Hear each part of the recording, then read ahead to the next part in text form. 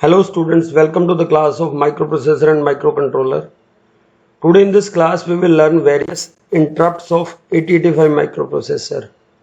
When microprocessor execute any program, then it is called main program, and during the execution of the main program, if microprocessor receive any interrupt in between the execution, then microprocessor leave that program. Suppose, for example, at instruction X, microprocessor receive any interrupt.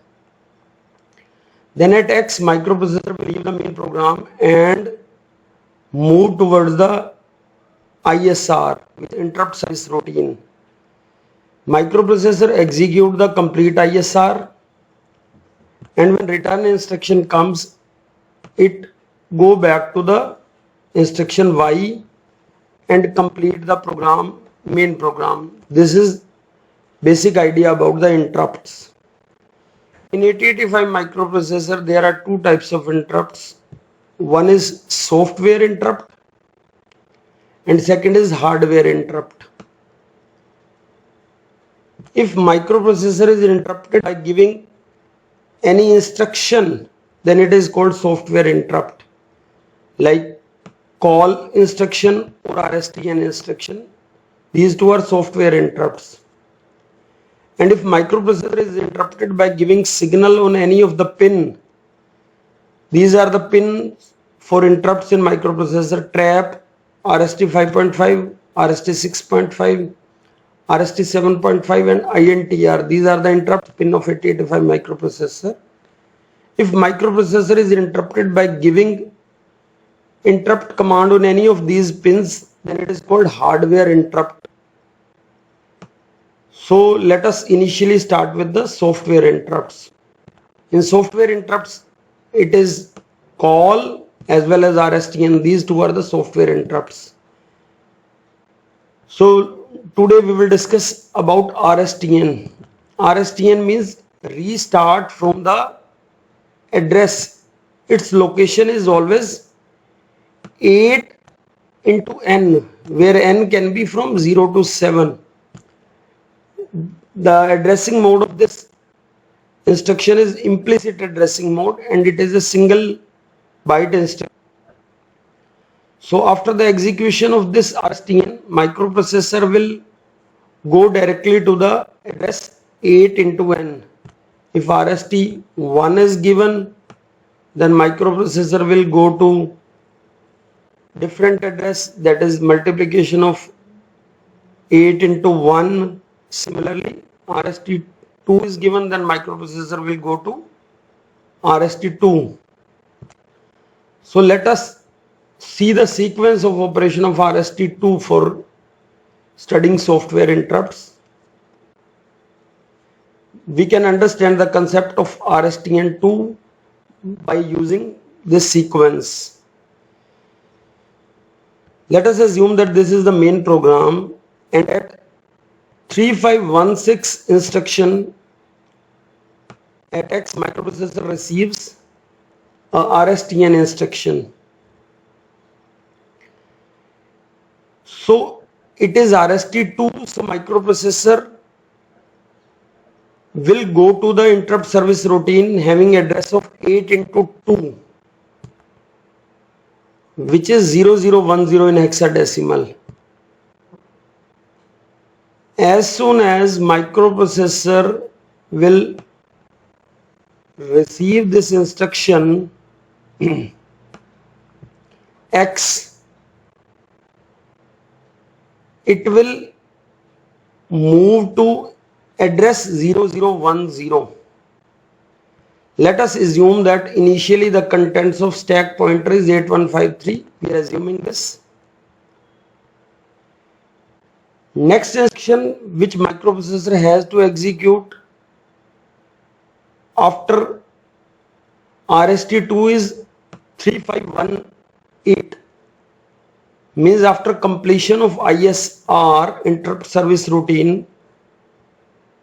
After return command, microprocessor has to come back to 3518, that is Y instruction. So microprocessor will fetch the opcode of RST2 instruction and the address of the program counter will be 3518. In program counter it will be 3518. So after execution of RST2, the address of next instruction 3518, that is Y instruction, is saved from the programmer to the stack memory. As you can see here, stack pointer is 8151. So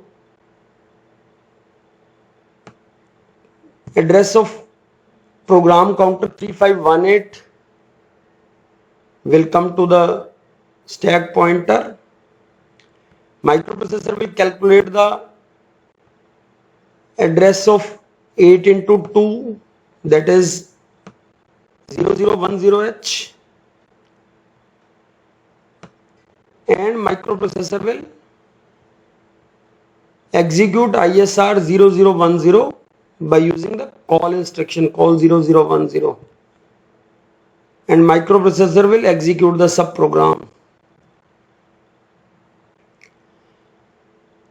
Remember, all the ISR address of RST instruction are present in ROM or EPROM. So we can't store ISR at these locations. And jump instruction is used to store these locations. So microprocessor will jump directly to the address of these memory location. And you can see the table given below. In this table, it is that if software instruction is RST0, then ISR address will be 8 into 0, that is 0000H.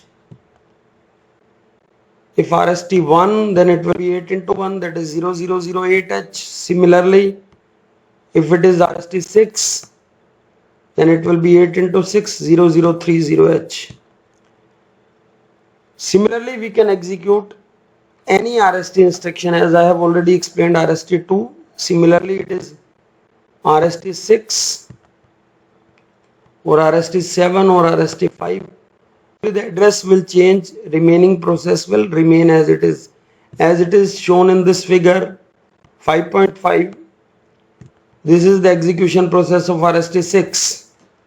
After RST6, microprocessor will jump from the main program to 8 into 6, that is 0030H. Execute the complete program, and as soon as return instruction will come, microprocessor will move back to the Y instruction.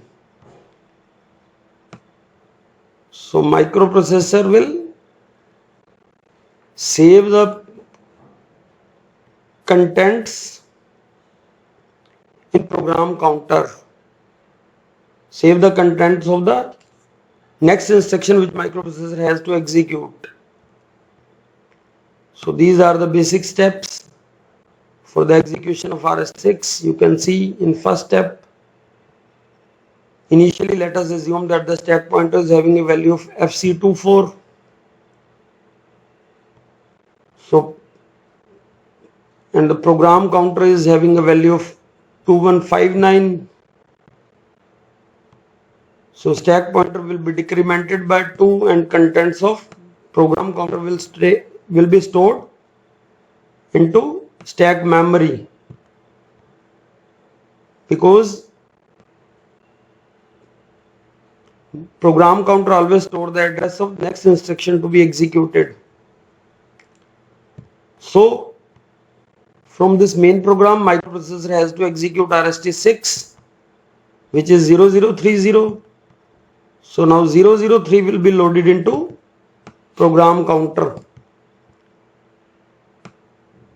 Microprocessor will execute ISR, and when return instruction will come, microprocessor will come back to the Y instruction. This is all about software instruction RSTN. Next important thing is difference between call, jump and RSTN. So let us discuss the difference. Jump, then address, again call, then address. But in RSTN there is no address. After RSTN there is only N. So jump is triple byte instruction, call is triple byte instruction, and RST is single byte instruction. After jump, address of next instruction to be executed is not saved from program counter to stack memory, because after jump microprocessor has not to come back to the previous location where it has left. In call instruction, 16-bit address of next instruction is saved from program counter to stack, because after call always there is return. Microprocessor return back after call, and next instruction is saved from program counter to stack in RSTN also, because microprocessor has to return back. With jump instruction, 16-bit branching address is given along with the instruction, which can be from 000H to FFFFH. Similar is with call instruction, 16-bit address is given, which can be from 00H to FFFFH. But RSTN address is fixed where microprocessor will go. As already we have seen, it is fixed 8 into 1 for RST1, 8 into 2 for RST2, 8 into 3 for RST3 similarly. So it is a vectored interrupt. RST is vectored interrupt. Jump and call are non-vectored interrupt. With RST it is always fixed. Location is always fixed where microprocessor will move. So it is all about the software interrupts of microprocessor. In next instruction, next class we will learn more about hardware interrupts.